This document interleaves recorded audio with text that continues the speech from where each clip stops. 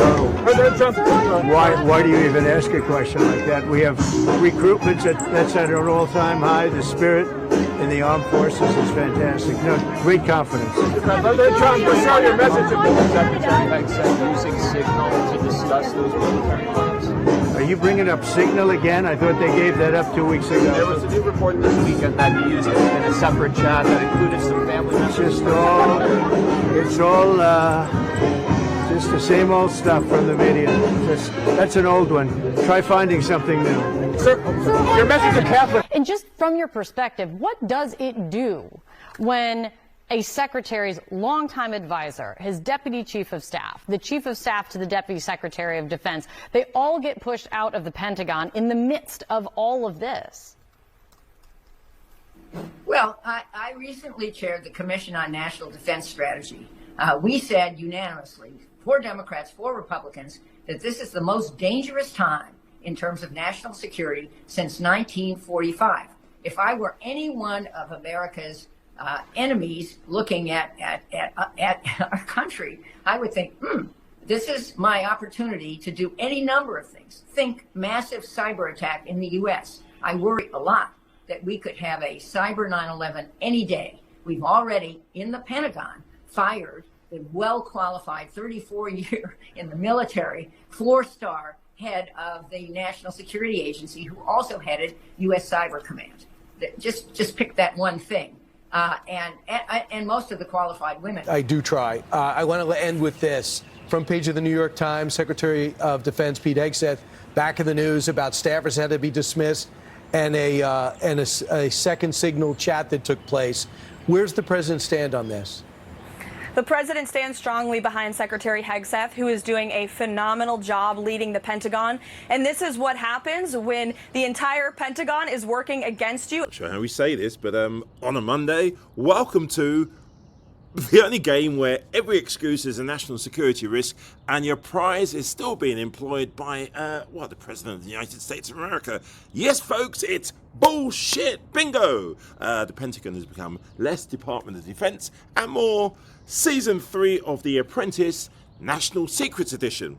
And, of course, starring in this week's disaster, drum roll, none other than Fox News frat bro turned signal group whisperer, Pete Loose Lip Sync Destroyers Hegseth.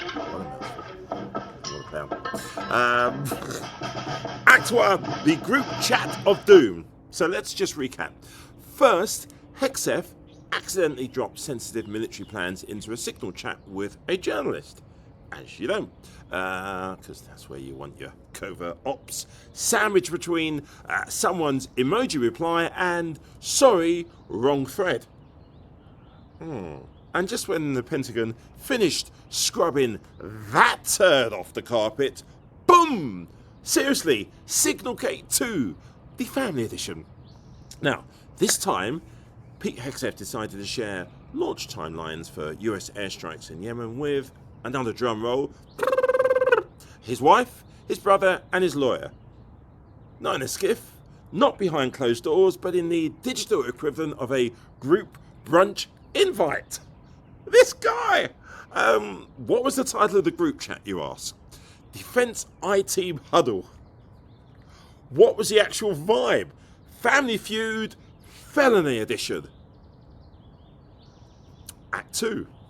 Because Bullshit Bingo is now well underway. You ready? Let's play Bullshit Bingo. Grab your card, folks. First square. It wasn't classified. Ding! Karoline Leavitt, Trump's press secretary and part-time propaganda pixie, swears up and down nothing Hegseth shared was technically classified. You know, just airstrike times, operational tactics, and a vague sense of treason. Totally normal pillow talk. Okay, next square. It was a private conversation. Ding! Sure, if by private you mean typed into an app known for self-deleting messages that federal record laws specifically warn against, that's like saying, I didn't rob the bank. I just borrowed the money with a ski mask on and a, AK-47 underneath my arm. Another square. He was just keeping his family in the loop. Ding! because when you're a top defense official, it's super appropriate to tell your wife about missile launches the way you tell her, I don't know, you're bringing home a chicken from the supermarket or something.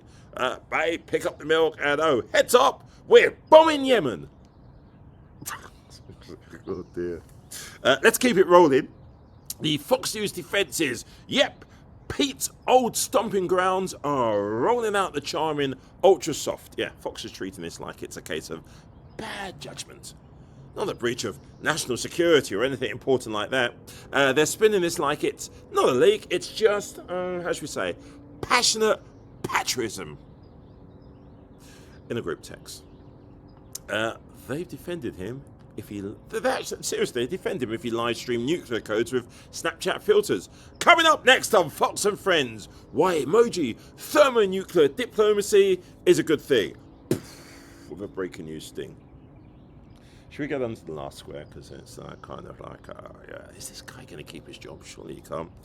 Anyway, our final square, but he loves America. Yes, Pete Hegseth can't be punished. He's just too patriotic.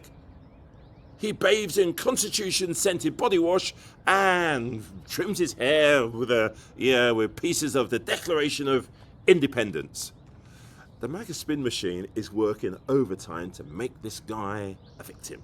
Like, he's the guy who dropped the top secret binder at a barbecue and now he's being politically persecuted by the mainstream media or the hierarchy media, or I don't know what it's called, the legacy media. Even now, Trump's calling him strong and loyal, which is exactly what you'd say when you want someone to fall on the sword while smiling for Fox primetime. Surely this guy's got to go in the comment section now. Could the Hegseth stay any longer? If it's anyone else, any other job, he'd be out. So here we are, what is it? Week 765 of Signalgate. Pete Hegseth is still clinging to his job like it's the last lifeboat of the USS Incompetence. And anonymous smears from disgruntled former employees on old news doesn't matter. So I'm happy to be here at the Easter egg roll with my dad and my kids, because, this is what we're doing it for. These kids right here. This is why we're fighting the fake news media. This is why we're fighting slash and burn Democrats. This is why we're fighting hoaxsters. This group, this group right here, full of hoaxsters that peddle anonymous sources from leakers with axes to grind, and then you put it all together as if it's some news story. And when we know it, we know exactly what it is. Karoline Leavitt is out here defending him like she's, I don't know, auditioning for Legally Blonde 3 or Clueless 25. The president stands strongly behind Secretary Hegseth, who is doing a phenomenal job leading the Pentagon. And this is what happens when the entire Pentagon is working against you and working against the monumental change that you are trying to implement. Executive privilege? Seriously, if this were a sitcom or a Netflix thing, it would be cancelled halfway through episode 2. If it were a board game, it'd be called Risk, but with dumb people. But it's not. It's real life. It's your tax dollars. And if Pete Hegseth stays in office after leaking war plans on a family or signal chat, then we're actually officially living inside a group text titled America, I low. Who's in charge? I've said this before, but good luck. May your national secrets, I would say, stay off your phone. And senior military analyst and retired U.S. Air Force Colonel Cedric Leighton, also with us, former Pentagon Deputy Press Secretary Sabrina Singh. Sabrina, I want to start first with you. Let's zoom out for a second. I want to get your thoughts, just as you're hearing all of this information, this idea that there was a second signal chat where he was sharing this information about these strikes with people like his wife, his brother, his personal attorney, who don't have security clearances. What are you thinking as someone who stood at that podium at the Pentagon and knows how this information is typically handled? I mean, it's truly shocking. I think when I saw this reporting coming out from the New York Times at first, there was no question there were going to be more signal threads. Who started them? This one in particular was started by Pete Hegseth. And for him to add, his wife, his brother, his personal attorney, people that don't need access or need to know about classified information about operations involving the Houthis in any way.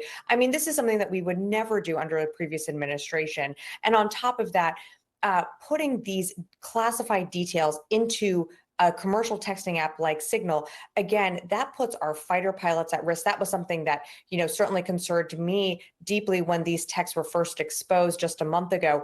It's that same concern. It's putting the operation, those fighter pilots who are in the air about to conduct this operation at risk with people that don't need to know this information. And Cedric, I want to go off what Sabrina's saying there from the military perspective. Again, just the potential for danger for our men and women in uniform. What kind of potential for danger is there if this information were to get leaked or get into the wrong hands? Again, this is an encrypted app, but it is not a secure line. And in fact, his advisors had warned him that it wasn't a secure place to be sharing information like this. Yeah, that's right, Jessica, and Sabrina's exactly right. First of all, we look at the fighter pilots and all of the effort that goes into planning air operations of this type. People don't realize, if you're not involved in air operations, a lot of people don't understand that these are very complex operations, and there's a lot that can go wrong as you plan them. And one of the key things is when you actually plan these operations and you have specific things like time over target, the type of ordnance that's going to be dropped, the type of targets that you're going after, the exact target that you're going after, all of those kinds of things are absolutely essential elements of information. And those essential elements of information are exactly what makes these kinds of texts classified. And no matter what they will spin at this Pentagon, this stuff is classified, no doubt about it.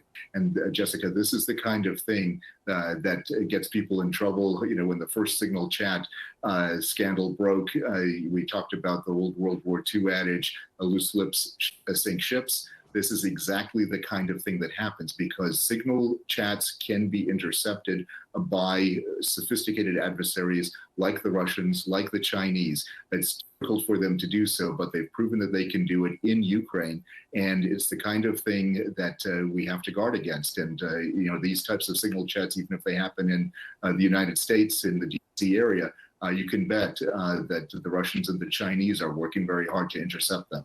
And we know that the Chinese government has been trying to hack into a number of elected officials' phones, including, all the way up to the vice president and others. Sabrina, I want to go to the statement that we obtained, that CNN obtained from John Oliot, who was most recently Hegseth's press secretary, again, a role you're quite familiar with.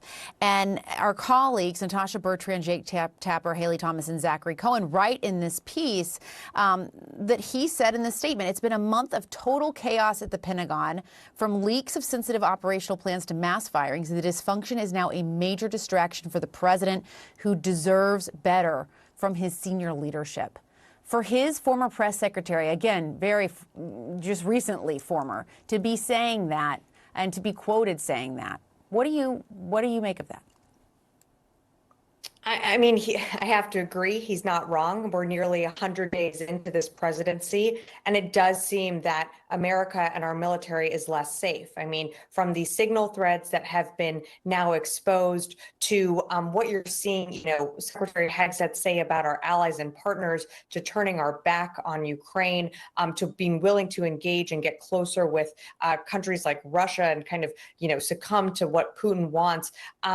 Yeah, these last few months have been absolute chaos. And I think it really shows the incompetence of what we have, in Secretary Hegseth sitting at the top. We don't have qualified leadership. And this was something that, we were sort of sounding the alarm bells on when he was confirmed. And so you obviously want the best, but, he's fired all of his senior, members around him. And so you're seeing the chaos kind of unfold, not just in the text threads, but being played out on the world stage. And that, of course, is so dangerous, not just in sending members to our allies, but really sending a message to our adversaries as well.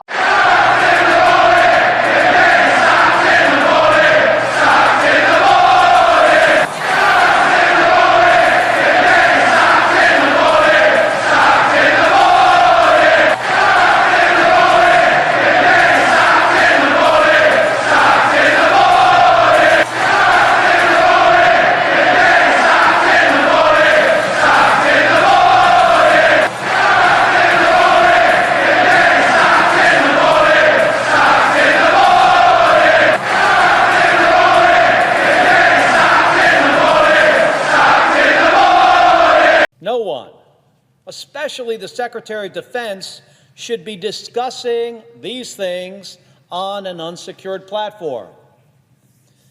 Mr. President, this is personal for me. I flew combat missions off of the USS Midway in the first Gulf War. We treated this kind of information like lives depended on it, because they did. I had to walk out to my aircraft on the flight deck of an aircraft carrier dozens of times, often in the middle of the night, to carry out strikes just like this. And if I later found out that the Secretary of Defense had been this reckless with the details of my mission, I would have been pissed off. This is the urgency. If the top man in the job was handled classified documents this flippantly for that long, why was that the case? Was it really that he didn't know? Because when you take something out of a skiff, if you're a senator, you know exactly what you're doing. You know exactly what you're doing. You had to sneak it out. And you're moving it. You had to sneak it out. Or someone gave it to you with the wrong protocol, which you were complicit in. And then you don't even know how many you have, and you've clearly hidden them from the public. You're the president of the United States. As was stated earlier by Governor Sununu, if at the very top there's no accountability, why should there be for Christian Saucier, the submariner who took photos in a submarine and didn't even show them to anybody, just had them, and they wanted to throw away the key on the guy? That's the two tiers of justice that exist. This is going to haunt the Biden campaign should he try to run, because this connects dots to Hunter. This connects dots to foreign interference or the foreign influence. And if anyone in the press outside of this network told me, Pete, is finding... All right, troops, patriots and Pentagon enthusiasts, welcome to, well, an episode of Countdown to Hegseth Fire Day. Makes me think of that Happy Gilmore segment. You know, when he talks about finding the dog? Like, you don't go home after an hour searching for the puppy. You got to find that dog. You know, I mean, this is a leak of the most dramatic decision in the court that we all hold up, and they call it quits. Talk about a disincentive for the talk about an incentive for the next person to leak the one they don't like. But maybe they don't want it out because they know exactly who it is, just like all of these. I mean, where are Hillary's 33,000 emails, Dan? We don't know. It's an unsolvable mystery. Add that to the board. When they don't want you to find out, they stop looking. The only show where national security, it leaks faster than a White House intern on TikTok. Sure. Right, let's dive into the latest episode of As the Pentagon Turns. I'm sure you're familiar by now. Defense Secretary Pete Hegseth, game show host from Timu, the man who thought Signal was just a cool new ringtone, accidentally shared US military plans in the group chat. And who is in this chat? None other than journalist Jeffrey Goldberg, because when planning covert operations, it's best to include the press. Yeah, good idea. There's an IG investigation into the Secretary of Defense's use of the Signal app. Oh, is that, you're bringing that up again? Don't bring that up again. Your editors probably. That's such a wasted story. So what else? Chinese farmland. You may recall in the aftermath, Hegseth Inner Circle unraveling faster than a cheap suit. Dan Caldwell, Darren Selnick, and Colin Carroll were all escorted out amid leak investigations. John Ulliott, the former Pentagon spokesman, was also asked to get out, resigned after a controversial DEI purge. It's like Hegseth running a game of musical chairs, but with security clearances. Can't be long, Pete. Speaking of idiots, his directive to remove diversity content, well, led to the temporary erasure, this is unbelievable, of icons like Jackie Robinson from Pentagon websites. What's going on? Because nothing says unity like deleting civil rights heroes. This move clearly, understandably, sparked outrage, and for me further highlighted the administration's commitment to inclusivity by excluding everyone. Any security professional, military, government, or otherwise, would be fired on the spot for this type of conduct and criminally prosecuted for being so reckless with this kind of information.